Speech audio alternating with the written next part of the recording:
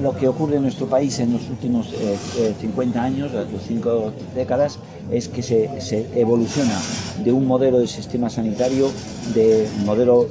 que dominaba antes en la época de la dictadura, que era el modelo Bismarck, que es el modelo que se llama de aquellos trabajadores que tienen seguridad social y sus beneficiarios, a un modelo de Servicio Nacional de Salud, que es el modelo Beveridge, que es el modelo que de alguna forma tenía referencia a Inglaterra en su momento, que es un modelo que es de un sistema nacional de salud, que todo ciudadano de un país, por vivir en un país, tiene derecho a la asistencia sanitaria de forma global.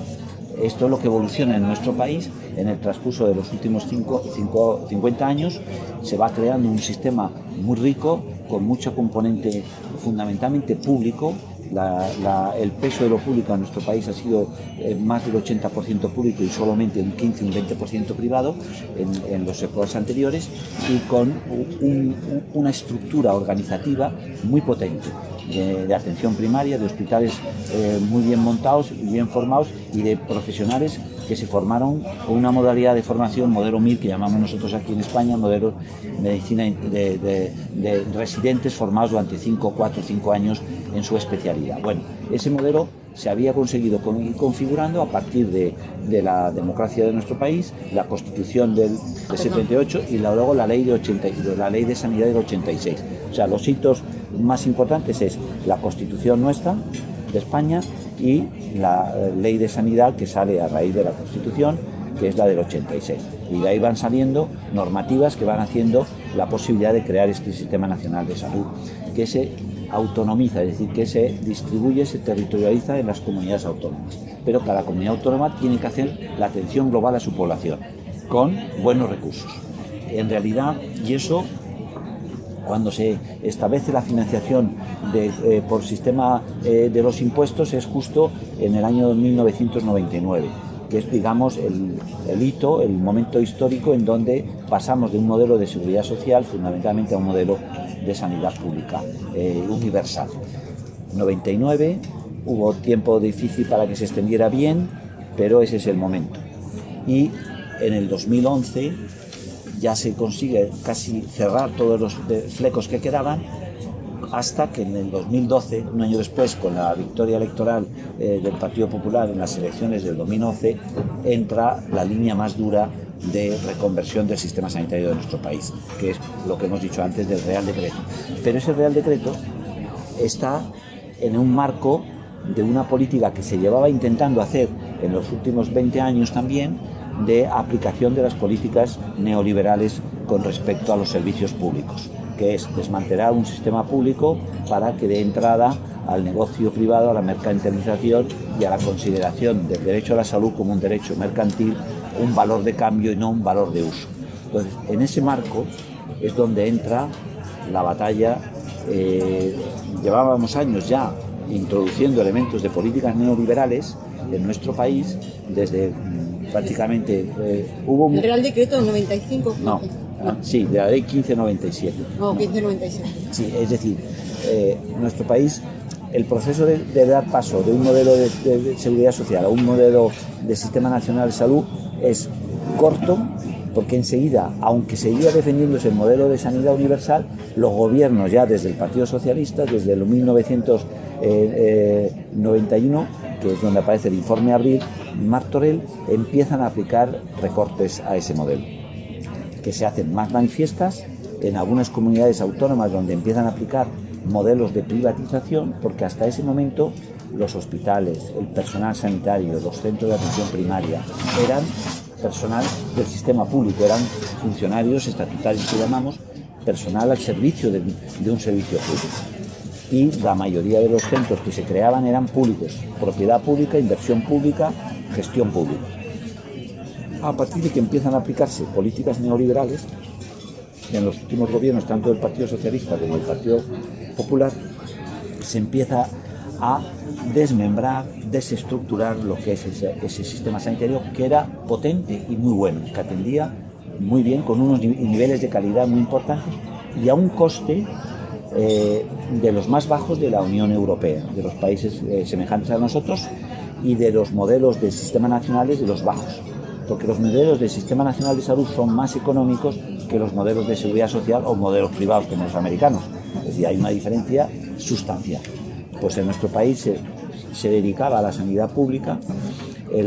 no se llegaba al 6, en el 2011, que es cuando, digamos, sería el corte, llegábamos al 6% del Producto Interior Bruto, que vienen a ser unos 70.000 millones de euros, unos 1.300 euros de inversión por ciudadano y año para atender todas las necesidades del sistema público. Eso era lo que significaba el coste sanitario, el coste de inversión pública en el Sistema Nacional de Salud. Desde ese momento hasta ahora, el recorte ha sido más del 18%, casi el 20% de los presupuestos han disminuido. Bueno, eso era uno de sus argumentos, es decir, que era muy caro, porque ya estoy diciendo de que lo que costaba. Caro, pues, en el conjunto de lo que sería el gasto, el Producto Interior Bruto de nuestro país significaba un 6%, que es para atender a los 45 millones de ciudadanos, pues ellos dicen que es un gasto insoportable, pero no es la realidad. No es en datos constantes, que puedes decir lo que quieras, pero el asunto es que ellos mantenían de que no era sostenible así, porque se gastaba mucho, que no funcionaba suficientemente bien, cosa que es una mentira, porque las evaluaciones internacionales es que era un sistema que se podría mejorar, evidentemente, muchas cosas son mejorables en ese sistema, pero se hacía eso, y que había aquí mucha atracción de turismo sanitario, estos alegatos para lo cual, y luego está el compromiso que el gobierno de nuestro país, en el plan de estabilidad de la Unión Europea y de la crisis europea, se comprometió a hacer un recorte del gasto público en un porcentaje importante, y lo aplicó igual que lo aplicó en otros países de la Unión Europea, pero los más afectados son los del sur de la Unión Europea, en donde los recortes, si no había intervención por parte de los organismos internacionales, pues tenía que ser muy importante en el gasto sanitario, en el gasto tanto sanitario como público, en todos los servicios públicos, educación, servicios sociales, el recorte, con ese alegato de que hemos gastado más de más, que tenemos una deuda muy importante, que el sistema no es viable, pues se aprovecha para decir cortemos. Pero eso es un engaño, porque el objetivo real de todo este proceso es montar todo unas posibilidades para entrar con mayor fuerza el negocio de la sanidad privada, de reconvertir el derecho ante una necesidad de la ciudadanía y un derecho básico en una posible mercancía. Es decir,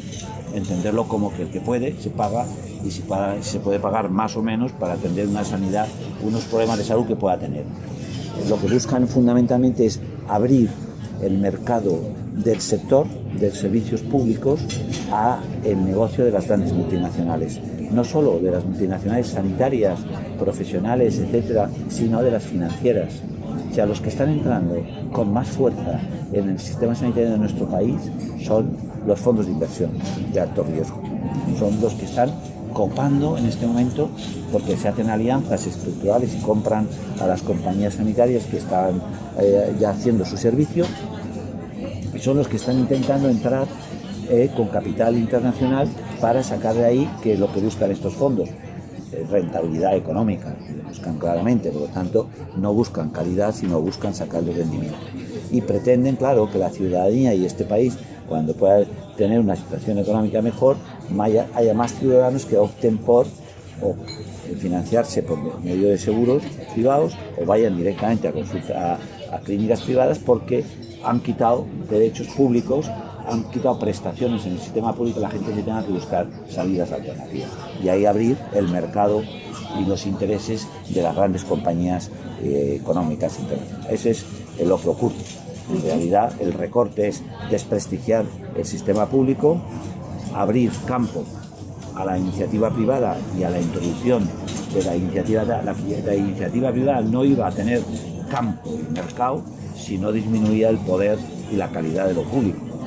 porque prácticamente la población tenía cubiertos sus necesidades en salud, y bien, pues muy poca gente accedía complementariamente a un seguro privado o a una clínica privada. Alguna cosa específica puede,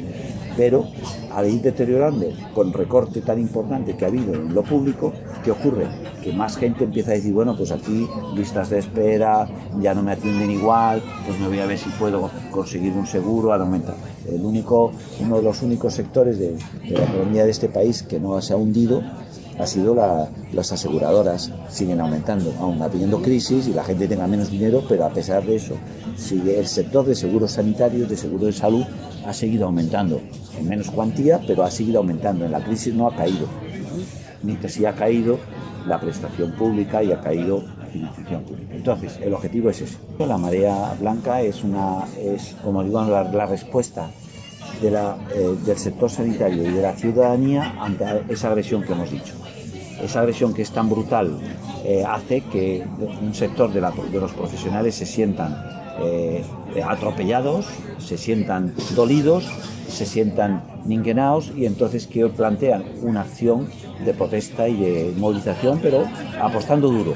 huelga y todo. Entonces de ahí da lugar a que la ciudadanía tome conciencia del asunto y se unan juntos ambos sectores en la lucha contra el proceso de privatización y desmontaje de lo público. Eso ha sido 2 años largos de lucha continuada en la calle, que ha dado lugar a más de 20, van a ser 24 acciones,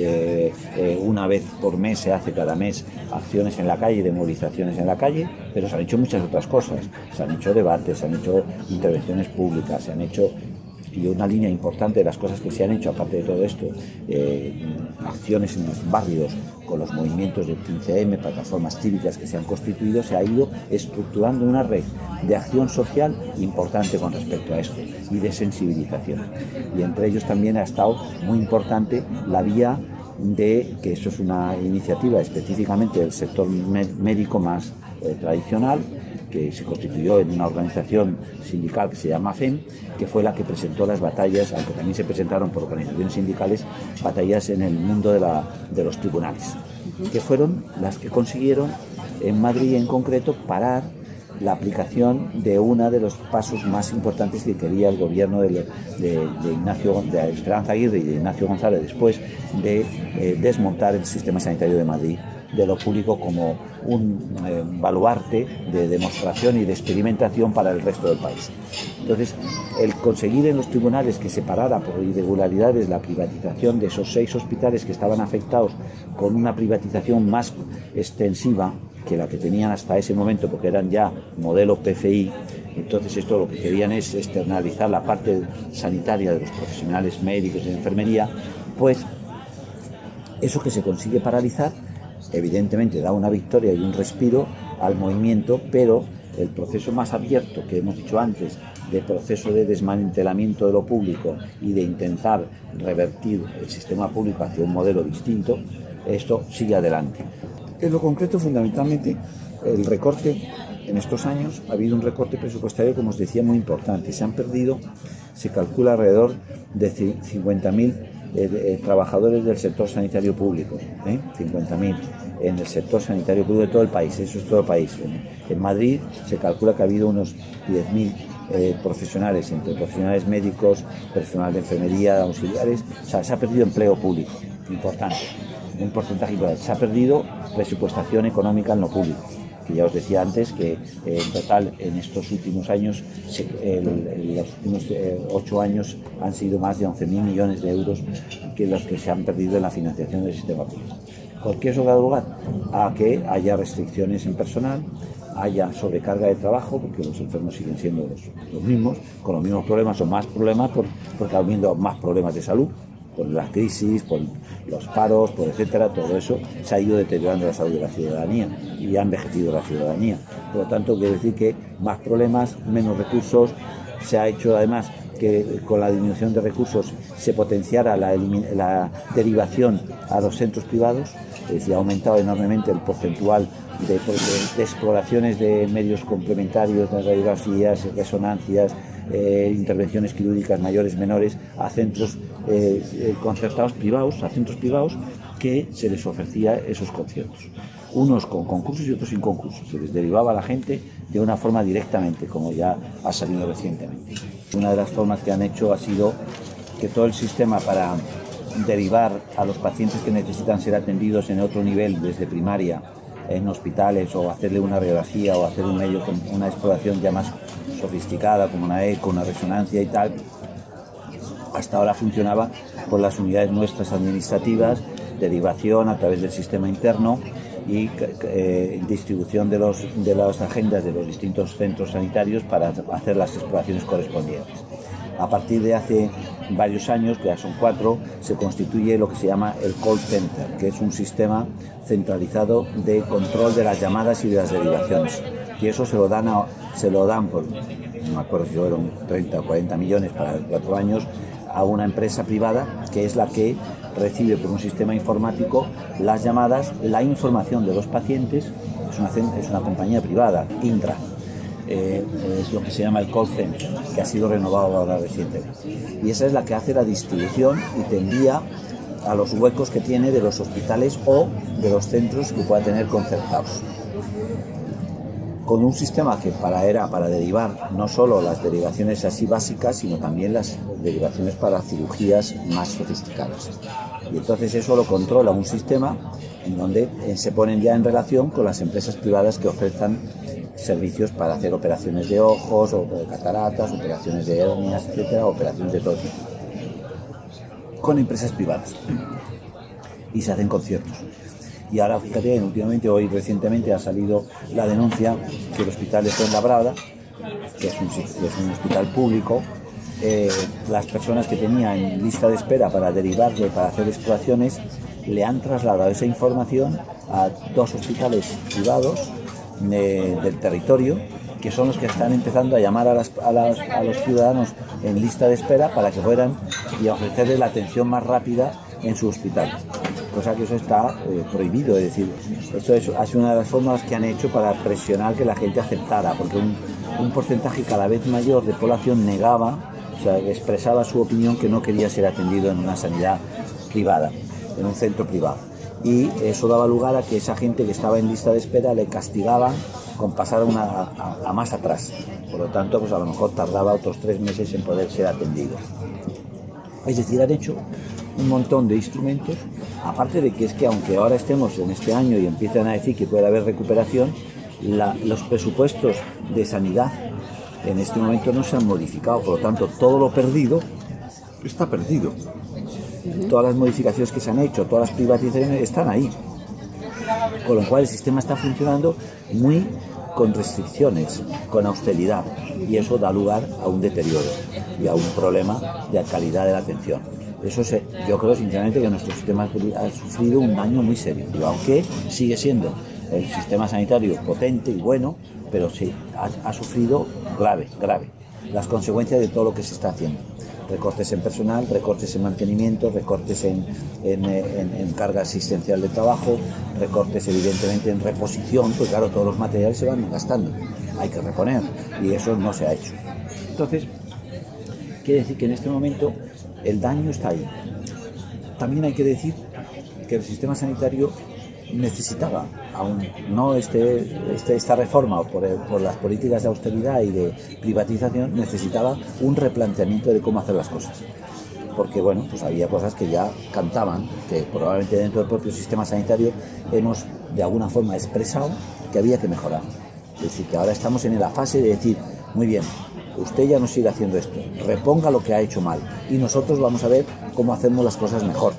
porque entendemos que con el trato de la población, con consideración del papel del ciudadano en el control de los servicios, con el papel del ciudadano más en su papel de saber cuidarse y cuidarse de forma autónoma, en no ser tan dependiente de un sistema sanitario que lo ha hecho dependiente, en la influencia que tiene la industria farmacéutica o biotecnológica en la orientación que hace al sistema, más atender a la enfermedad y a la sofisticación y un poco a la promoción de salud y a la prevención y a la potenciación del papel del ciudadano. Todo eso es un debate muy importante que tiene que hacerse en nuestro sistema y es por donde en este momento se plantea la continuidad de la batalla. Aparte de recuperar lo que se ha perdido, por lo tanto tenemos que recuperar el derecho a la universalidad, tenemos que recuperar los presupuestos en la medida de lo posible y a dedicarlos bien, pero además de eso, la defensa ahora que se está planteando es que queremos un sistema sanitario público mejor y que hay que resolver cosas que no estamos funcionando. Sí, eso es un debate que llevamos ya bastantes años, desde que, bueno, el referente a nivel internacional es la famosa Almata, la Conferencia Mundial de OMS de Almata, en donde se estableció que los modelos de los servicios sanitarios deberían de estar reorientados más a que el peso fundamental lo llevara primaria como elemento de puerta de entrada, de coordinación de todo el sistema y de un enfoque biopsicosocial de la problemática, y luego con un apoyo de un nivel de atención especializada de segundo nivel. En ese marco, en este momento, aunque en nuestro país se organizó así, el peso que ha tenido la primaria ha sido muy débil. La realidad, tanto presupuestariamente como de consideración de la ciudadanía o de la consideración del propio sector profesional, del papel que debería tener la primaria, pues no tuvo todo lo que debería haber tenido. Hoy día, tal como han ido los problemas de salud de la gente, los cambios que ha habido con el envejecimiento, con los problemas de enfermedades crónicas, de que hay una parte importante de los problemas de salud que no se resuelven, que no son agudos, que son crónicos, que hay que seguir atendiéndoles, que el ciudadano en ese aspecto tiene un papel importante, el ciudadano y su red de apoyo, pues hay que enfocarlo más a potenciar esa línea de trabajo. Y es lo que ahí defendemos nosotros, que los modelos deberían de orientados a que la primaria tuviera el papel más potente de coordinación de esto con la participación más activa de la ciudadanía. Y otra cosa que vemos muy clave, que todo el proceso debe tener una amplia transparencia y un amplio debate de la ciudadanía y de los profesionales sobre cuáles serían las prioridades del sistema sanitario. Y es por donde en este momento se plantearía las modificaciones importantes. ¿Y eso cómo se puede plantear? Pues claro, en este momento está más la batalla de resistencia y de que no nos quiten lo público de esto, y ahora es un poco la fase de por dónde avanzar en construir algo nuevo entre todos. Ahí hay un momento interesante, el momento de la marea blanca, que en este momento ha bajado, claro, su potencialidad o su dinamismo, porque llevamos 2 años de lucha, porque se han conseguido algunas victorias y da la impresión como que ya lo tenemos resuelto, que no es así, que no hay que olvidar que no es así, que evidentemente estamos en una fase de procesos electorales y de análisis político de nuestro país interesantes, curiosos, que pueden darse lugar a raíz de próximas elecciones municipales, pero que ya se han visto en las elecciones al Parlamento Europeo, y las que vengan a nivel a finales del 2015 con respecto al gobierno del Estado. Entonces está ahí de alguna forma entremezclándose consideraciones de distintos signos. Pero ¿qué ha ocurrido? Que entonces en el sector sanitario de Madrid seguimos replanteándonos acciones conjuntas. Un hecho importante que se ha dado, que aunque el movimiento de la marea blanca ha sido un movimiento muy amplio y bastante bien extensivo y bastante unitario, no estábamos todos en el mismo barco. Es decir, aunque los barcos estuvieran en conjunto y tirando adelante contra la lucha contra la privatización, había varios barcos, por hablar así en términos navieros. Bueno, pues en este momento lo que se está planteando, y esto es un hecho, yo creo que primicia importante, es una voluntad de un encuentro de nuevo entre las grandes organizaciones que han movilizado toda la marea blanca. Que ahí ha habido una parte importante que tiene que ver con lo que se llamó la Mesa de Defensa de la Sanidad Pública, en donde están organizaciones sindicales, organizaciones sociales de tipo como la Federación de la Asociación de Defensa de la Sanidad Pública, ATAC, y plataformas cívicas y asociaciones ciudadanas de distintos territorios y barrios de Madrid, y luego lo que fue el movimiento que tuvo una acción muy importante y que fue la que de mucha potencia, pero mucho más de carácter asambleario, que es lo que llamó Pa' Tu Salud, que es la plataforma de usuarios y sanitarios que se constituyeron en asambleas en los hospitales afectados por la privatización global y que se unieron en una red que constituyó lo que fue Pa' Tu Salud. Y luego han existido también algunas otras organizaciones que han andado por autónomas, como CAS Matusalén. Es decir, que ha habido varios barcos. En este momento, a raíz de terminar todo el conflicto y en este verano, se ha planteado un encuentro entre todos para ver qué hacemos. Ya ha tenido y se ha creado una línea de trabajo, de crear grupos de trabajo para llegar a definir, entre otras cosas, un decálogo manifiesto de presentación ante, en este momento, los gobiernos del país y los posibles candidatos electorales, que la ciudadanía y el sector sanitario quiere esto del sistema sanitario. En ese decálogo se pretende que ya se empiece a definir qué modelo queremos de sanidad. Luego se ha creado un grupo de trabajo para establecer el mapa de destrucción que se ha hecho, es decir el daño que se ha hecho, y expresarlo con documentación vacante, porque ellos siguen diciendo que no, que el sistema sanitario no ha sufrido, el gobierno y todos sus medios de comunicación. Y el tercero es generar dinámica de acciones conjuntas. Es decir, las mareas que se estaban haciendo, que dependían más de la Metzab o Patsusalu, ahora intentar que las cosas que se hagan en el próximo año, que se van a seguir haciendo, sean más unitarias posibles.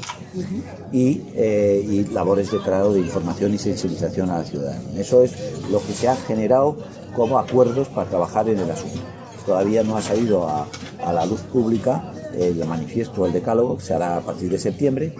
En septiembre se hará, en el tercer domingo de septiembre, es el día 21 de septiembre, se va a hacer una gran manifestación en Madrid, una gran marea, para denunciar el Real Decreto que hemos dicho, que hemos hablado hace poco, y hacer una expresión pública, social y sanitaria contra ese Real Decreto y en defensa del derecho universal y de la recuperación de un sistema sanitario.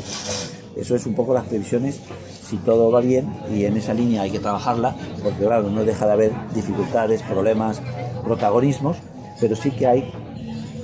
una sensibilidad de que el ataque es muy brutal, que va a seguir siendo, y que hay que dar una respuesta